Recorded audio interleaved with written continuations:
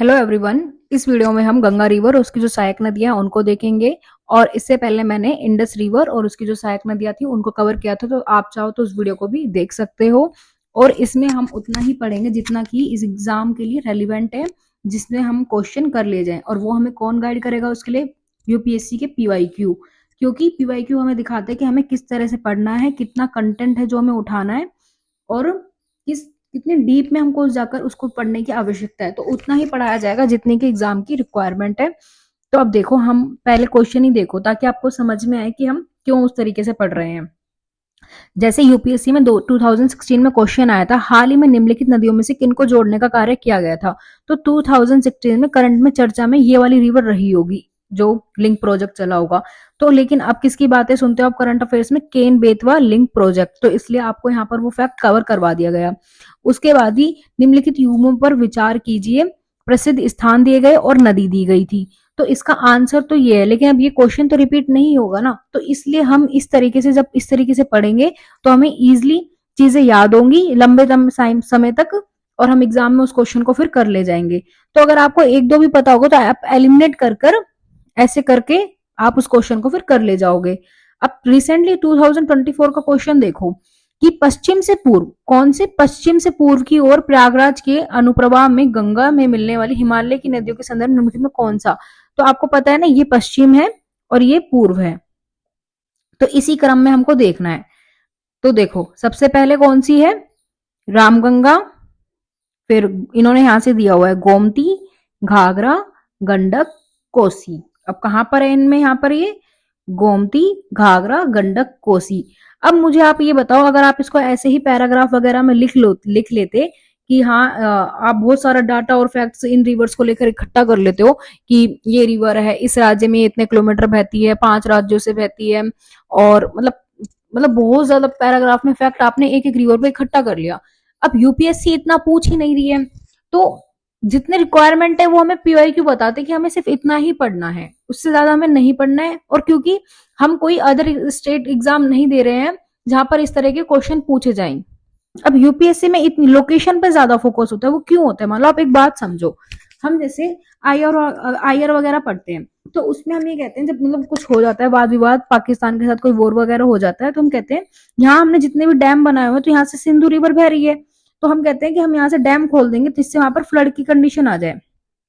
अब हमें जब ढंग से चीजों की नॉलेज नहीं होती तो हम तो इस तरह की बातें कहेंगे, जो आम पीपल भी, लोग भी कह सकते हैं। लेकिन यहीं पर ही वो चाइना है, आप सुनते होंगे करंट अफेयर्स में, चाइना बहुत ज्यादा अत्यधिक मात्रा में यहाँ पर डैम बना रहा है। तो अगर हमने यहाँ से खोला तो हम ऐसा नहीं कर सकते हैं, वो इधर से खोल देगा, और जो हमारे ईस्ट वाले जो हमारे राज्य हैं वहां पर फ्लड की कंडीशन बन जाएगी और वो डूब जाएंगे।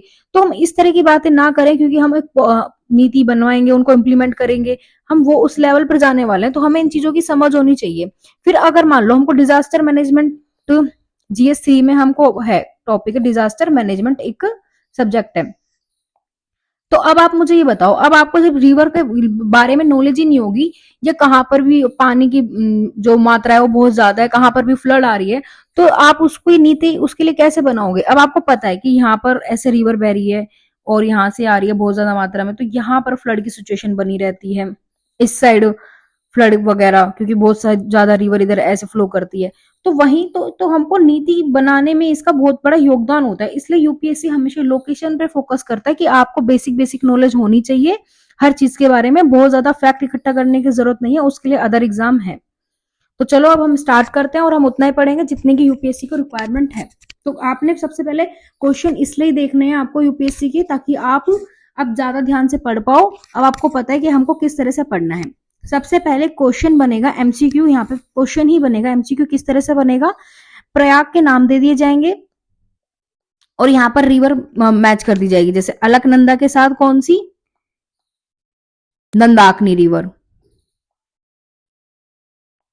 इस तरह से क्वेश्चन मतलब बना दिया जाएगा कि ये विष्णु प्रयाग में।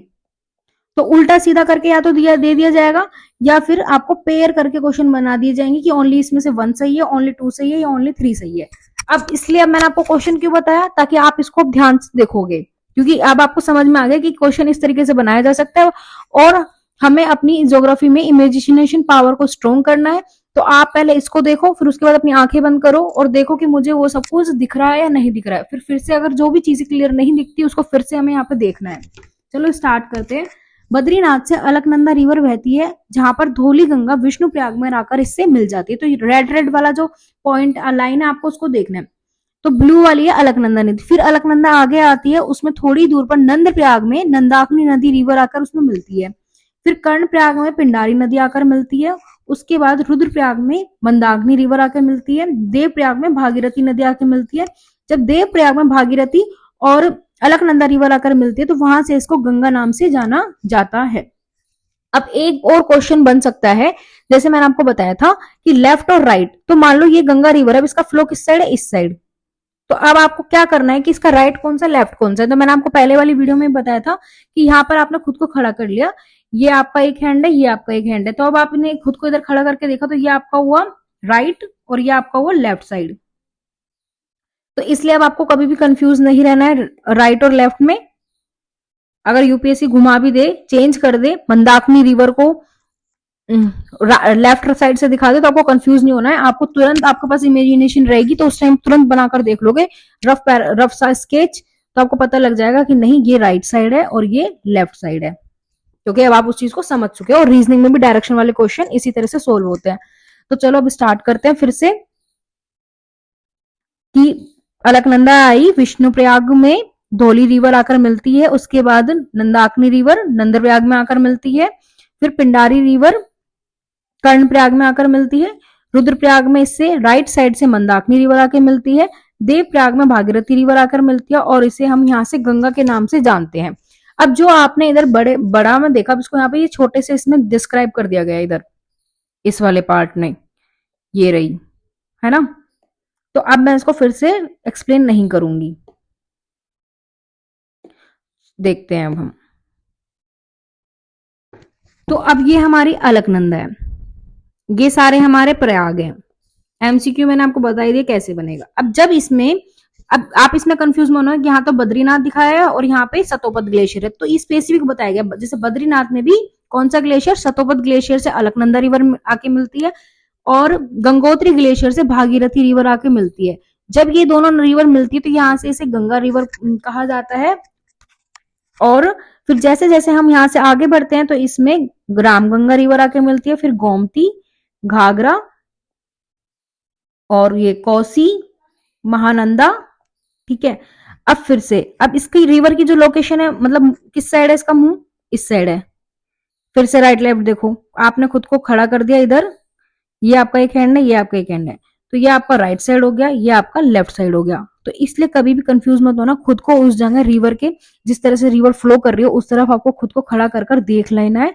तो इससे आप यूपीएससी के एग्जाम में, क्योंकि वो पश्चिम पूर्व ये सारी चीजें वो बहुत करता है, तो आपको कभी भी कंफ्यूज नहीं होना है। और देखो कहां पर है, जैसे कन्नौज में आकर मिल रही है, प्रसिद्ध स्थान वाला क्वेश्चन था ना, तो रामगंगा कन्नौज में आकर मिल रही है। ऐसे ही गोमती रिवर गाजीपुर में, घाघरा छपरा में और कोसी कटिहारी जिला में। तो आपको कुछ कुछ जो लोकेशन है, जैसे प्रयागराज है, ये फेमस स्थल है, तो आपको इनको याद रखना है। अब देखो जो यमुना नदी है वो कहां पर आके मिलती है, प्रयागराज में, तो इसको याद रखना है, सबसे जरूरी है प्रयागराज, क्योंकि ये एक प्रसिद्ध स्थान है। फिर इसके बाद इसमें टॉम्स आके मिल रही है, फिर सोन नदी रिवर आकर इसमें पटना के पास इसमें आकर मिल रही है। एक और क्वेश्चन जो यूपीएससी आपको कंफ्यूज करेगा, आपको गंगा की सहायक नदी में नाम दे देगा चंबल, बेतवा, केन, जबकि आपको ध्यान देना है कि जो टॉम्स और जो सोन नदी वो डायरेक्ट ही गंगा रिवर में आकर मिल रही है, लेकिन जो चंबल, बेतवा, केन है वो यमुना रिवर में आकर मिल रही है। तो आपको कंफ्यूज नहीं होना है, चंबल, बेतवा, केन यमुना की सहायक नदी है और टॉम्स और सोन सीधे गंगा में मिल रही है। और ये हो गई आपकी लेफ्ट साइड से और ये हो गई आपकी राइट साइड से जो नदी इसमें मिल रही है। तो अब आपको कभी भी कंफ्यूज नहीं होना है, इसी तरीके से हमें याद करनी होती है चीजें। अब हम इसका ओरिजिन देख लेते हैं एक बार। ठीक है। अब देखो, चंबल का ओरिजिन जाना पावा पहाड़ी से हुआ है, बेतवा का विंध्याचल पर्वत से हुआ है, टॉम्स और केन का कैमूर पहाड़ी से हुआ है। ठीक है। उसके बाद रामगंगा का ओरिजिन दूधाटोली श्रेणी से, भागीरथी का गंगोत्री ग्लेशियर, यमुना नदी का यमुनोत्री ग्लेशियर, मंदाकिनी का केदारनाथ से, रामगंगा का दूधाटोली श्रेणी, गोमती का पीलीभीत, तो आपको ये ध्यान रखना है, कोसी का एवरेस्ट से, महानंदा का दार्जिलिंग से, तो इन सब का इधर से उद्गम हुआ है। तो आपको ओरिजिन भी याद रखना है। मैच द फॉलोइंग या पेयर में क्वेश्चन बन सकता है, और यूपीएससी में 20 से 21 क्वेश्चन रिवर पर ही आए हैं। तो हर साल 1 से 2 क्वेश्चन रिवर पे आते हैं, इसलिए बहुत ज्यादा इंपॉर्टेंट हो जाता है इसको कवर करना। और अब पीवाईक्यू के माध्यम से आपको देखा ही हमने, उसी अकॉर्डिंग हमने बस पढ़ा, इतना ही पढ़ना है। बहुत ज्यादा डाटा फैक्ट इकट्ठा करने की हमको जरूरत नहीं है, हम इस लोकेशन को अपने दिमाग में बस छाप लेना है। इसके बाद इंपॉर्टेंट फैक्ट्स देखो, केन बेतवा लिंक प्रोजेक्ट, मैंने बताया क्यों हमने ये फैक्ट लिया, क्योंकि ऊपर क्वेश्चन इस तरह से आया।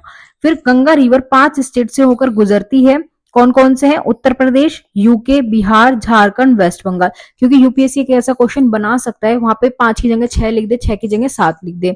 इसके बाद फरक्का के निकट बांग्लादेश में जब ये प्रवेश करते हैं तो वहां इसे पद्मा नाम से जाना जाता है, और ये सागर द्वीप के पास बंगाल की खाड़ी में समाप्त हो जाती है। तो जब हम ब्रह्मपुत्र रिवर करेंगे तब ये एक बार और देखेंगे, तो इसको बांग्लादेश में पद्मा नाम दिया गया। फिर यहाँ पर जब इसमें जमुना नदी आकर मिली तो इसको जमुना नाम दिया गया, और जब यहाँ पे मणिपुर से मेघना नदी आकर मिली तो इसको मेघना कहा गया। जैसे अब आप इधर देखो, ये गंगा रिवर आ रही है, ये 2 भागों में विभाजित हो जाती है। तो एक को हुगली, जो हुगली कहा जाता है, तो इसमें भी कौन सी नदी आकर मिल रही है? दामोदर रिवर आकर मिल रही है। तो ये आगे जाके 2 भागों में विभाजित हो जाती है। फिर ये जो आगे वाली जाती है, फिर इसमें यहाँ से जमुना नदी आकर मिलती है, यहाँ से मेघना नदी आकर मिलती है, और इसको फिर मेघना नाम दिया जाता है। तो इसी तरीके से आपको इसको बार बार देखना है, और फिर आंखें बंद करना और देखना कि हाँ मुझे क्लियरली दिख रहा है नहीं दिख रहा है। मजाक में मत लेना, सच में इसी तरह से याद होगा। अगर आप बहुत ज्यादा बस सीधे पैराग्राफ में लिख लोगे तो आप कभी इस चीज को याद नहीं कर पाओगे, और एक टाइम आएगा जब आप रिवर वाले पार्ट को ही 10 मिनट में, सारी इंडिया की रिवर को 10 मिनट में एग्जाम टाइम में ऐसे ही रिवाइज कर लोगे, अगर आप इसी तरह से इसको बार बार देखते रहोगे। और आपको अगर मेरा इनिशिएट पसंद आया तो आप इस चैनल को सब्सक्राइब कर सकते हो, या आपका कोई भी डाउट हो तो आप उसको कमेंट में बता सकते हो। धन्यवाद।